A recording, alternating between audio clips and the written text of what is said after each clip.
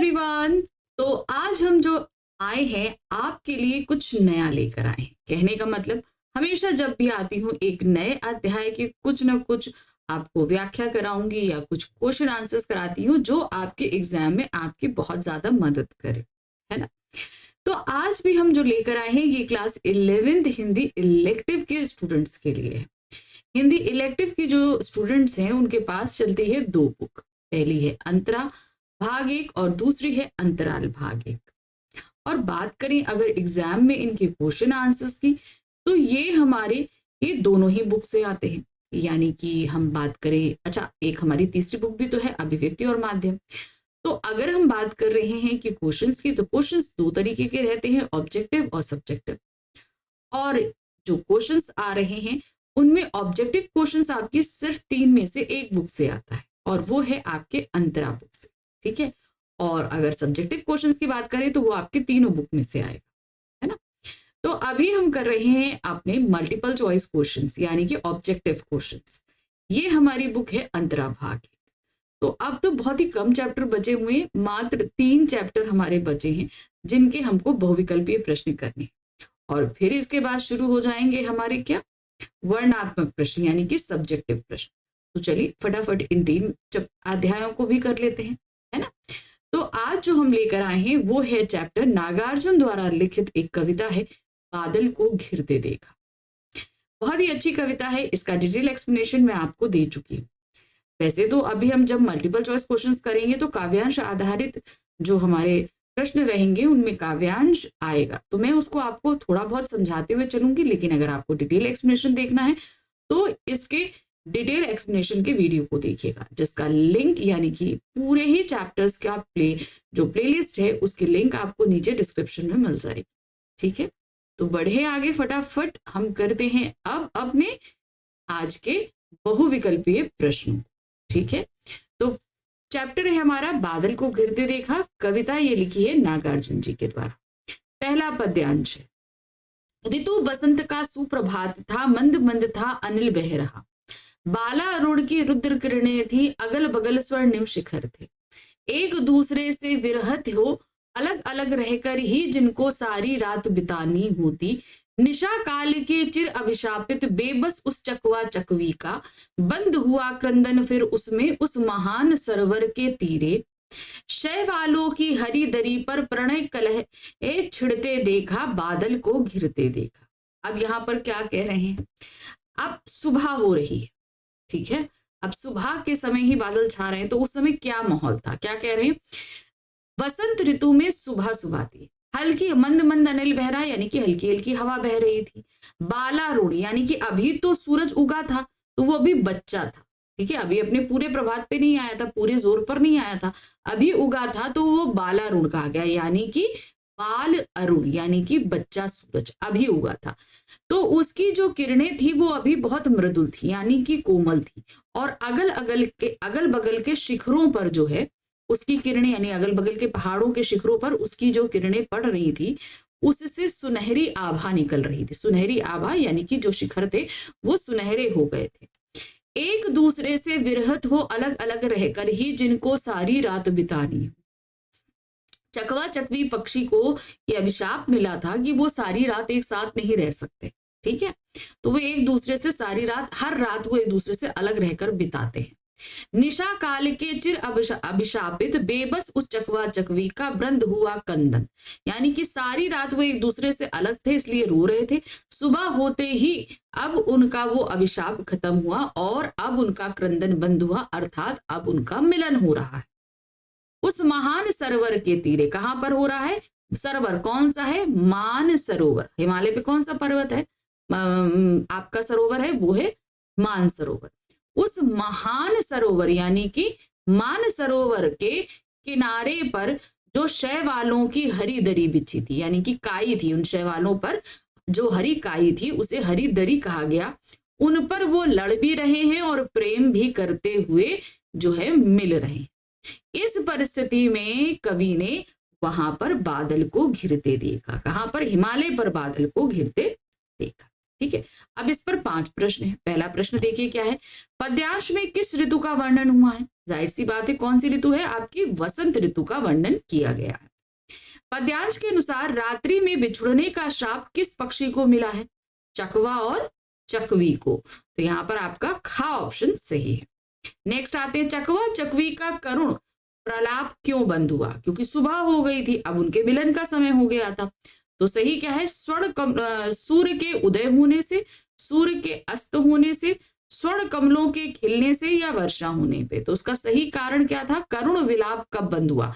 जब सूर्य उदय हो गया, क्योंकि सूर्य उदय होते ही उनका जो विलाप था वो बंद हो गया। अब उनका विलाप क्यों बंद हुआ? क्योंकि उनका मिलन हो गया, इसलिए उनका विलाप बंद हो गया।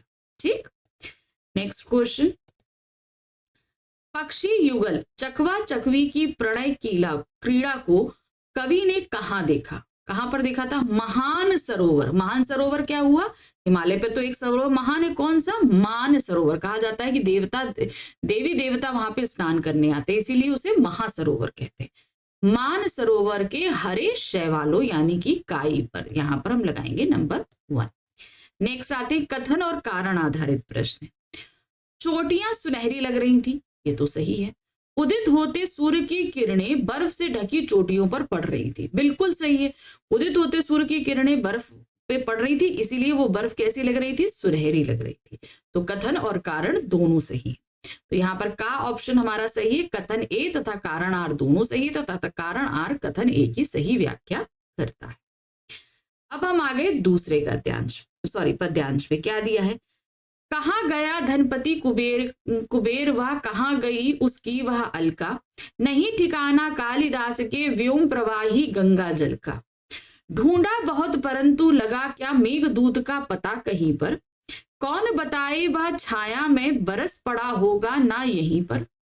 जाने दो वह कवि कल्पित था, मैंने तो भीषण जाड़ों में नभचुंबी कैलाश शीर्ष पर महामेघ की झंझानिल से गरज गरज भिड़ते देखा, बादल को घिरते देखा।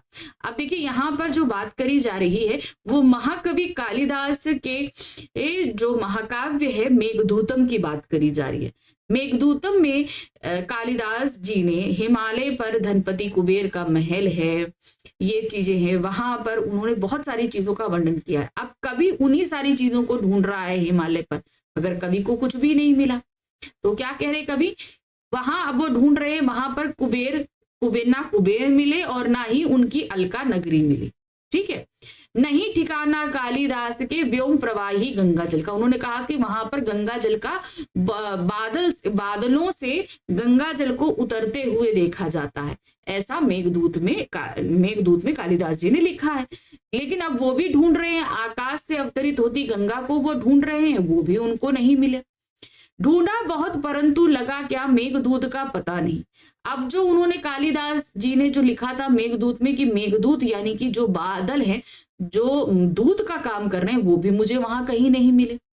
कौन बताए वह छाया में बरस पड़ा होगा ना कहीं। अब किसी ने देखा होगा कि हो सकता है वो जो बादल है वो कहीं पर बरसे, ये सारी चीजें उन्होंने ढूंढी, उन्हें कहीं नहीं मिली। तो कवि क्या कहते हैं? जाने दो, ये सिर्फ कवि की कल्पना मात्र थी, अर्थात ये असलियत नहीं थी। जाने दो वह कवि कल्पित था, यानी कि ये सिर्फ कवि की कल्पना थी। अब कवि ने क्या देखा वहां हिमालय पर्वत पे? उन्होंने कहा वहां भीषण जाड़ा था। अब पर्वत की चोटियों में क्या होगा? बहुत जाड़ा ही होता ना। भीषण जाड़े में नभचुंबी कैलाश शीर्ष पे, यानी कि आकाश को छूते हुए कैलाश पर्वतों पर मेघों को झनझन करते, बहुत तेज आवाज करते, बहुत तेज हवा के साथ गरज भरज कर भिड़ते देखा। जैसे लग रहा है बादल आपस में लड़ रहे हैं, ऐसे मैंने पर्वतों पर बादल को घिरते देखा है। अब इस पर 5 प्रश्न है। पहला प्रश्न है, पद्यांश में धन का स्वामी किसे बताया गया है? कुबेर को बताया गया है, बिल्कुल सही है। तो यहाँ पर घ ऑप्शन सही है। नेक्स्ट आते हैं, कुबेर की नगरी का क्या नाम था? अलका। कौन सा नाम है? अलका पुरी। नेक्स्ट आते हैं, व्योम प्रवाही गंगा जल का से क्या अभिप्राय है?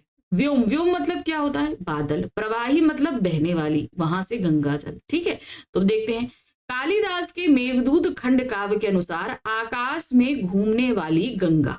ठीक है, यहाँ तो बिल्कुल सही। चल देखिए, हिमालय से प्रभावित होने वाली गंगा, अलकापुरी से बहने वाली गंगा, आकाश से पृथ्वी की ओर प्रवाहित होने वाली गंगा। तो चलिए, यहाँ पर घूमने वाली गंगा तो बताई नहीं, गंगा घूमेगी तो नहीं, तो ये तो गलत हो गया। मेघदूत में है, ये बात सही है। तो यहाँ पर क्या, व्योम, व्योम मतलब क्या हुआ, आकाश। प्रवाही, प्रवाही मतलब वहां से बादलों से प्रवाह, गंगा जल। तो यहाँ पर है आकाश से पृथ्वी की ओर प्रवाहित होने वाली गंगा। यहाँ पर नंबर 4 वाला हमारा ऑप्शन बिल्कुल सही है। तो आपको इसका मतलब देखिए बताना है। वैसे तो वो मेघदूत में वर्णित है, लेकिन मेघदूत के हिसाब से उन्होंने आगे दे दिया अनुसार आकाश में घूमने वाली गंगा। अब आकाश में घूमने वाली गंगा कैसे, यहाँ तो वहां तो प्रवाही बोला गया है ना, बहने वाली होगा। नेक्स्ट आते हैं, कवि ने छायामय किसे कहा है। छाया में, अब छाया किससे होता है, छाया मतलब होता है जो आपको शेडो दे, वो कौन है, मेघदूत कहा है। किसको बोला है, मेघदूत को, यानी कि बादलों को। कवि ने कैलाश पर्वत पर क्या देखा, भयंकर जाड़ों में बादल को गरज गरज कर बरसते हुए देखा, बिल्कुल सही है। नेक्स्ट आते हैं, बादलों को दूध बनकर संदेशा देते, नहीं आकाश में बहने वाली गंगा को उपरोक्त में से कोई नहीं। तो सही क्या है, नंबर 1 आपका सही। चलिए अब हम आगे तीसरे काव्यांश पे। यहाँ क्या दिया गया है, शत शत निर्झर निर्झरी कल मूर्खित देवदारू कानन में शोणित धवल भोजपत्रों से छाई हुई कुटी के भीतर रंग बिरंगे और सुगंधित फूलों के कुंतल को साजे, इंद्रनील की माला डाले शंखसरी के सुघड़ गलों में, कानों में कुलवे लटकाए शतदल लाल कमल श्रेणी में, रजत रचित मणि खर्जित कलामय, पान पात्र द्राक्षा सवे पूरित रखे सामने अपने अपने, लोड़ित चंदन की त्रिपति पर, नरम निदाल बाल कस्तूरी मृग छालों पर पलथी मारे, मदिरारूढ़ आंखों वाले उन उन्मद किन्नर किन्नरियों की मृदुल मनोरथ उंगलियों को वंशी पर फिरते देखा, बादल को घिरते देखा। अब मेघदूत पे तो जो कुछ वर्णित थी वो लेखक ने ढूंढी, कवि ने ढूंढी, वो उन्हें कहीं नहीं मिली। अब कवि को जो मिला वो क्या था, वहां किन्नर किन्नर। अब उन्होंने क्या पहना हुआ था, कैसे बैठे थे, क्या कर रहे थे, ये सारी चीजें उन्होंने बताई। देखिए क्या है, शत शत निर्झर निर्झरी कल मुखरित देवदारू कानन में, यानी कि देवदार के जंगल में उनके पत्ते जो हैं, जैसे लग रहा है सैकड़ों जो हैं वो झरने बह रहे हैं।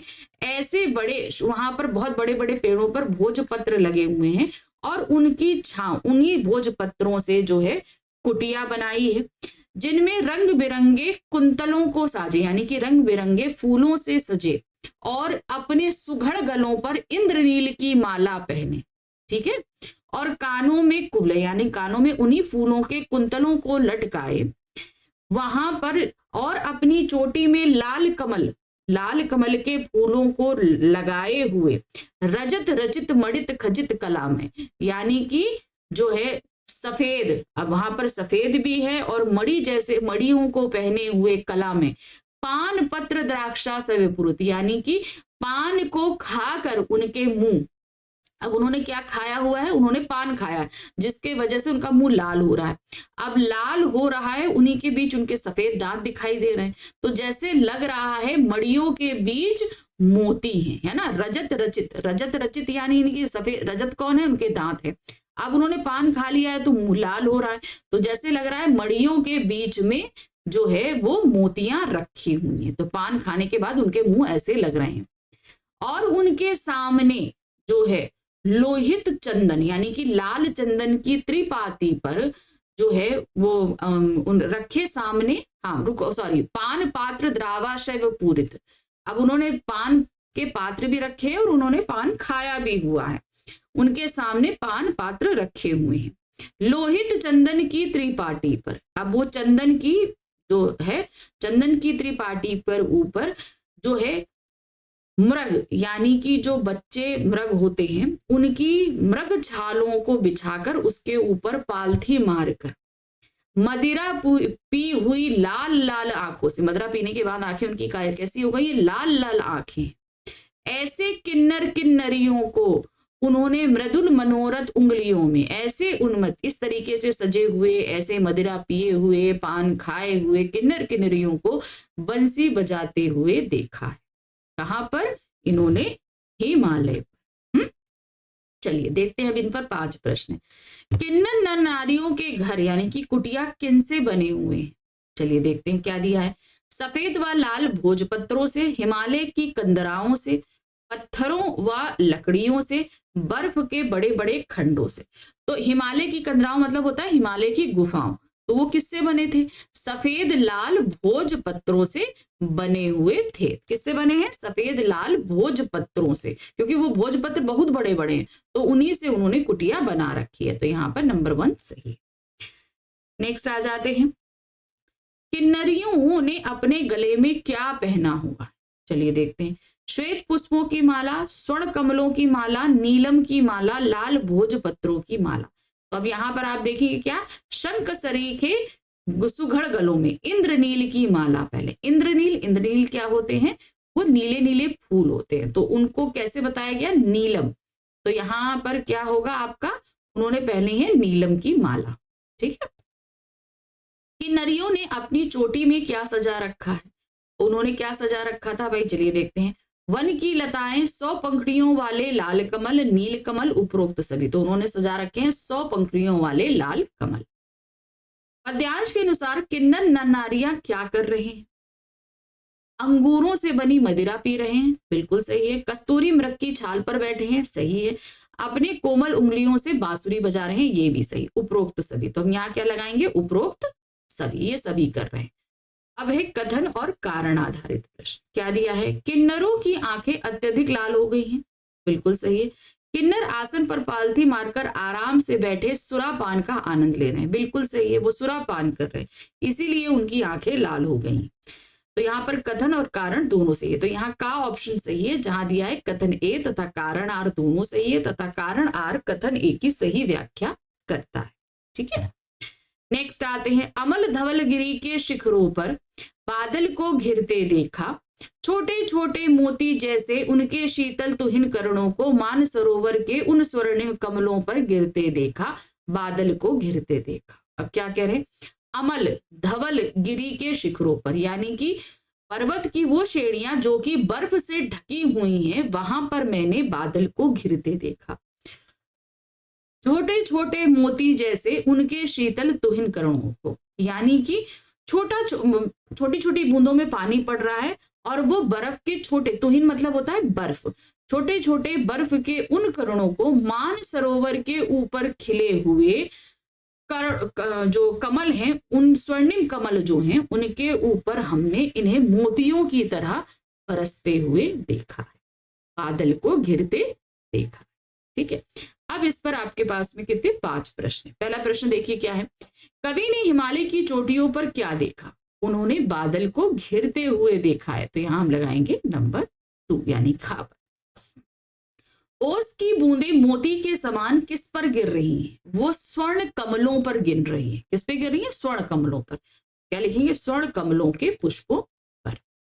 स्वर्ण कमल के पुष्प कहाँ खिल रहे हैं? कहाँ पर खिले हुए हैं वो मानसरोवर झील में। तो यहां पर हम लगाएंगे गा ऑप्शन। प्रस्तुत पद्यांश पे कवि ने किसका वर्णन किया? अभी ये जो हमने पद्यांश पढ़ा, इस पर वो किस चीज का वर्णन करें? पर्वतीय प्रदेशों में बादल के घिरने का, है ना, हिमालय के प्राकृतिक सौंदर्य का, मानसरोवर में खिले पुष्पों का, वर्षा ऋतु का, पर्वतीय प्रदेश में बादलों के घिरने का। तो यहाँ पर 4th ऑप्शन सही। नंबर 5 है, अमल धवल गिरी के शिखरों पर पंक्ति में किसका वर्णन किया गया? इस पंक्ति में वो क्या कह रहे हैं? बर्फ से ढके हुए श्वेत पर्वत, है ना। ठीक है। अब जब जिन पहाड़ों पर बर्फ गिर जाती है वो कैसे हो जाते हैं? वो सफेद हो जाते हैं, अमल धवल हो जाते हैं, है ना। देखिए क्या है, श्वेत बर्फ से ढकी हिमालय पर्वत की चोटियों का, एकदम सही। तो नंबर का सही है।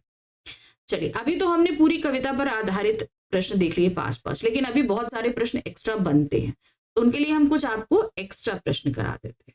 ठीक है। तो चलिए देखिए क्या है। जाने दो वह कवि कल्पित था में, जाने दो किसके लिए? यहां पर कभी नहीं होगा, यहां पर होगा आपका कवि। ठीक है। कवि कल्पित था, यहां पर जाने दो किसके लिए प्रयोग हुआ? तो जाहिर सी बात है, कालिदास का जो उन्होंने मेघदूत काव्य लिखा है उसके लिए। चलिए देखते हैं। तो यहाँ कालिदास के मेघदूत के लिए बिल्कुल सही नंबर। नेक्स्ट आते हैं, बादल को गिरते देखा कविता में किस गुण की प्रधानता है। यहाँ पर हम देख रहे हैं कि उन्होंने जो कुछ भी हमें इस कविता में बताया है उसके माध्यम से हमें पहाड़ों का एक चित्र बनता है कि उसके ऊपर बादल घिरेगा तो क्या होगा, सारी चीजों को उन्होंने इतने अच्छे से डिस्क्राइब किया। तो ये क्या है, एक चित्रात्मक शैली में वर्णन किया गया। चलिए देखते हैं, बादलों के विविध रूपों के चित्रण है, नहीं विविध रूप तो है ही नहीं, सिर्फ वर्षा के बादल हैं। चित्रमयी भाषा शैली है, तत्सम शब्दावली है, हिमालय के सुंदर वनवासियों का वर्णन है, बिल्कुल नहीं। तो यहाँ पर क्या है, चित्रमयी भाषा शैली का वर्णन। हिमालय पर्वत की झीलों में हंस किस लिए आते हैं। अब आप बताइए किस लिए आते हैं। भाई मैदानी इलाकों में बहुत गर्मी पड़ जाती है तो फिर वो उस गर्मी से छुटकारे के लिए आते हैं। देखिए क्या है, मैदानी इलाकों की भीषण गर्मी से निजात पाने के लिए। हिमालय के कंधे किसे कहा गया है। चलिए देखिए क्या, हिमालय की चोटियों को, हिमालय की उपत्यकाओं को, हिमालय की घाटियों को, हिमालय की चोटियों के नीचे समतल भूमि को जहां पानी इकट्ठा हो जाता है, बिल्कुल सही। तो यहाँ पर कहा ऑप्शन सही। नेक्स्ट आते हैं, झंझानील का अर्थ क्या है। झंझानील, झंझानील का मतलब होता है बहुत तेज आंधी तूफान, है ना। तो यहाँ पर क्या है, भयंकर तूफान, का ऑप्शन सही है। गिरी के शिखरों को अमल धवल क्यों कहा गया। अमन नहीं, यहाँ पर होगा अमल, ठीक है। अमल धवल क्यों कहा गया, इसका रीजन बताइए। क्योंकि पहाड़ों पर बर्फ गिरी हुई तो वो सफेद लग रहे हैं, है ना। तो क्या है, गिरी के शिखरों पर सफेद बर्फ पड़ी हुई है, तो यहाँ पर का ऑप्शन सही। नेक्स्ट आते हैं, चकवा चपकी के बारे में क्या प्रचलित है। उनको शाप है कि वो एक साथ रात नहीं बिता सकते, उन्हें रात में एक दूसरे से अलग होना पड़ता है ना। वह रात को इकट्ठा हो जाते हैं, नहीं वह चांद को एक टक देखते रहते हैं। चकवा सारी रात एक रात देखता रहता है, रात के समय में इकट्ठा नहीं रहते, वह उड़ नहीं सकते। तो सही है आपका यहाँ पर का ऑप्शन कि वे रात में इकट्ठा नहीं रह सकते। चकवा चकवी का क्रंदन कब बंद हो जाता है, वो रोना कब बंद कर देते हैं। रात होने पर, दोपहर होने पर, संध्या होने पर या प्रातः काल।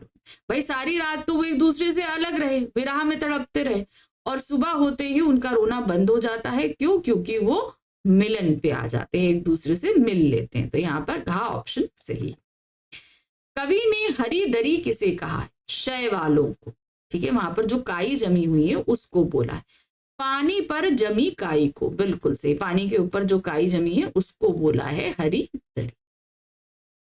बादलों का वर्णन करते हुए कवि नागार्जुन को किस कवि की याद आई। कौन से कवि के बारे में बात करी, उन्होंने कालिदास की बात करी, क्योंकि कालिदास ने बादलों, हिमालय पर घिरे हुए बादलों के ऊपर ही संस्कृत महाकाव्य मेघदूतम लिखा था, इसीलिए उन्हें कालिदास की याद आई थी। तो सही क्या है, कालिदास की, ठीक है।